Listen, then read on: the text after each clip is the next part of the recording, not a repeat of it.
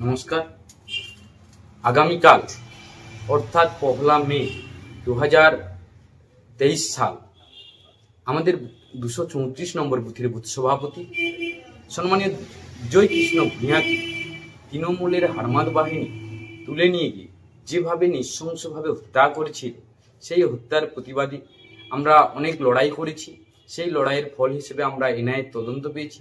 এই বিজয়বাবুর কেসের এখনো পর্যন্ত এনআইএ তা তদন্ত করছে, কিন্তু আমরা বিজয় ভূঁইয়াকে ভুলে যাইনি।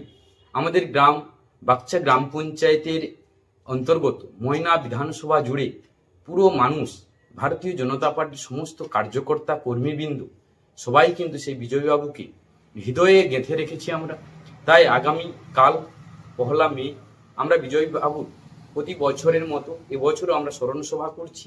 এই স্মরণ সভায় উপস্থিত থাকবেন আমাদের পশ্চিমবঙ্গ বিধানসভার বিরোধী দলনেতা সম্মানীয় শুভেন্দু অধিকারী মহাশয়, উপস্থিত থাকবেন আমাদের তমলুক লোকসভার প্রার্থী ছিলেন যিনি আমাদের সাংসদ সম্মানীয় অভিজিৎ গাঙ্গুলী মহাশয়, উপস্থিত আছেন আমাদের ময়না বিধানসভার যিনি বিধায়ক অশোক দিন্ডা মহাশয়, এবং নেতৃত্বরা থাকবেন এবং আমাদের তমলুক যে জেলার তমলুক তাম্রলিপ্ত জেলার যে সভাপতি ভারতীয় জনতা পার্টির পক্ষ থেকে যিনি আছেন মলয় সিনহা মহাশয়, উনিও আসবেন, এবং জেলা নেতৃত্ব, রাজ্য নেতৃত্ব এবং আমাদের ময়না ব্লকের সমস্ত নেতা কর্মী সবাই এই বিজয় বাবুর স্মরণ সভাতে থাকবেন।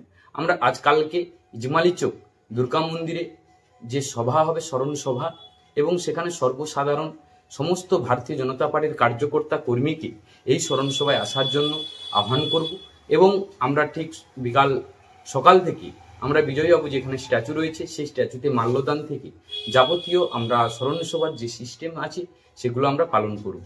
তাই আমি একটা কথা বলবো যে আজকে শুধু বিজয়বাবু 234 নম্বর বুথের বুথ সভাপতি ভারতীয় জনতা পার্টি থাকার জন্য তৃণমূলের দ্বারা আক্রান্ত হয়ে তাকে যেভাবে মারা হয়েছে, যেভাবে নৃশংস হত্যা করা হয়েছে, তার প্রতিবাদ আমাদের থাকবে।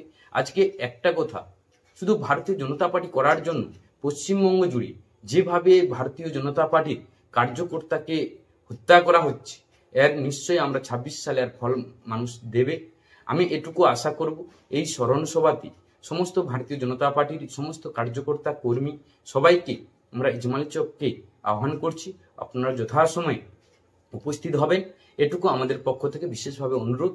আর একটা কথা হচ্ছে, যেভাবে তৃণমূল পুরো পশ্চিমবঙ্গকে এমন এক পর্যায়ে নিয়ে যাচ্ছে যেটা আমাদের অস্তিত্ব, ভবিষ্যতে ভারতীয় জনতা পার্টি যারা করছে তাদেরকে মৃত্যুদণ্ড যেভাবে দেওয়া হচ্ছে, যেভাবে সাধারণ মানুষকে টেনে নিয়ে গিয়ে বাড়ি থেকে তুলে নিয়ে গিয়ে যেভাবে নৃশংস হত্যা হচ্ছে, এই হত্যা বন্ধ হোক।